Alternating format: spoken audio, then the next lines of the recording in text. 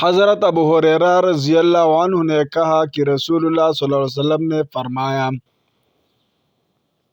تم میں سے کسی کے پاس شیطان آ کر کہتا ہے کہ فلان چیز کو کس نے پیدا کیا، یہاں تک کہ اس سے کہتا ہے کہ تمہارے رب کو کس نے پیدا کیا۔ جب بات یہاں تک پہنچے تو وہ اللہ سے پناہ مانگے اور مزید سوچنے سے رک جائے۔ حضرت عقبہ بن عامر رضی اللہ عنہ کہتے ہیں کہ میں نے رسول اللہ صلی اللہ علیہ وسلم کو سنا، آپ فرماتے تھے، تمہارا رب بکریوں کے اس چرواہے پر تعجب کرتا یعنی خوش ہوتا ہے جو پہاڑ کی چوٹی پر اکیلا ہوتے ہوئے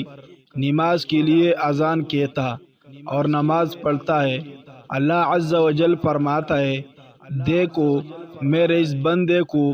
جو نماز کے لیے اذان اور اقامت کہتا ہے اور مجھ سے ڈرتا ہے، میں نے اپنے اس بندے کو بخش دیا ہے اور جنت میں داخل کر دیا ہے۔